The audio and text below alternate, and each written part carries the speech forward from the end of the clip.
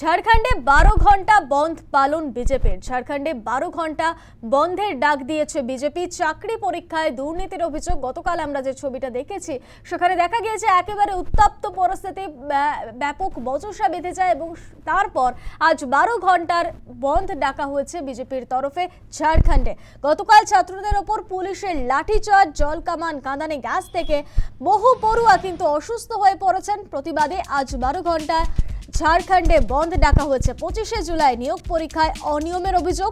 বিধানসভা অভিযানের ডাক দিয়েছিল ছাত্ররা। আন্দোলন দমন করতে পুলিশের তীব্র বল প্রয়োগ। আহত হয় বেশ কয়েকজন পড়ুয়া। সমাজ মাধ্যমে সেই ছবি, আন্দোলনের সেই ছবি ভাইরাল হয়েছে। হেমন্ত সোরেনের বিরুদ্ধে সোচ্চার হয় বিজেপি। ঝাড়খণ্ডের জোট সরকারের অংশীদার কংগ্রেস যদিও ছাত্র আন্দোলনে বল প্রয়োগের বিরোধিতা করেন তিনি। রাহুলের অবস্থান নিয়ে পাল্টা কটাক্ষ করেছে বিজেপি। অন্যদিকে ইতিমধ্যেই পরীক্ষা জালিয়াতির তদন্ত শুরু হয়েছে।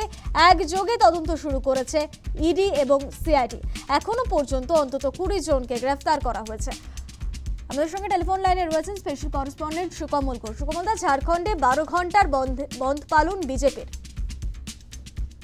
দেখো, যে দাবিতে বিজেপির বন্ধ পালন, আজকে তুমি জানো যে গত 25শে জুলাই ছাত্রদের উপরে যেভাবে স্টাফ সিলেকশন কমিশন এবং জেপিএসসি যে পরীক্ষার অনিয়ম হয়েছিল তার প্রতিবাদে রাস্তায় নেমেছিলেন হাজার হাজার ছাত্র।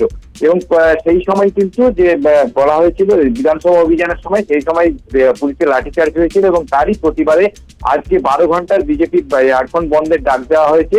এবং এই ঘটনাকে কেন্দ্র করে কিন্তু রাজনৈতিক একটা চাপানুতুর ইতিমধ্যেই শুরু হয়েছে। কারণ তুমি জানো যে এই ঘটনাকে কেন্দ্র করে তুমি কিছুদিন আগেই আমরা দেখেছিলাম যে সেখানে নিটের প্রশ্নপত্র ফাঁস হওয়ার কারণে কেন্দ্রীয় শিক্ষামন্ত্রী ধর্মেন্দ্র প্রধানকে পদত্যাগ করতে হয়েছিল ছাত্রদের আন্দোলনের চাপে পড়ে।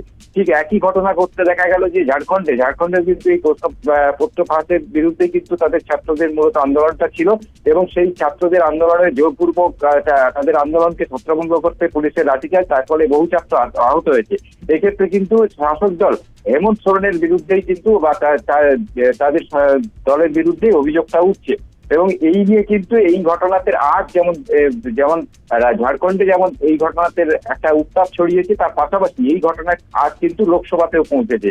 লোকসভার বিরোধী দলের যারা রাহুল গান্ধী, তিনি বলেছেন যে এই ঘটনা শিক্ষার্থীদের উপরে বল প্রয়োগের ঘটনা নিন্দা করেছেন এবং সমালোচনাও করেছেন। এবং পাশাপাশি তোমাকে বলে রাখি যে এই ঝাড়খণ্ডেই কিন্তু শাসক দল অর্থাৎ হেমন্ত সোরেনের সঙ্গে জোটে রয়েছেন কংগ্রেস। কাজেই কংগ্রেসের সর্বোচ্চ নেতৃত্ব তারা কিন্তু সমালোচনা করছেন এই ঝাড়খণ্ডের ঘটনাতে।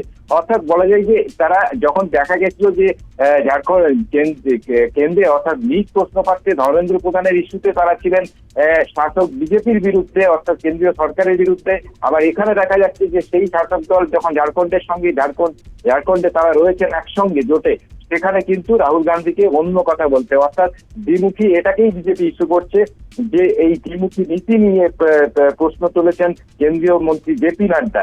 এবং এই ঘটনাকে কেন্দ্র করে বলা যায় যে এর উত্তাপ ধীরে ধীরে কিন্তু ঝাড়খণ্ড ছাড়িয়ে দিল্লির রাজনীতিতে পড়েছে এবং লোকসভাতেও কিন্তু এই ঝাড়খণ্ড যে ছাত্রদের উপরে অত্যাচার, পুলিশের জুলুম আজ কিন্তু লোকসভাতেও পড়েছে। বেশ, ধন্যবাদ।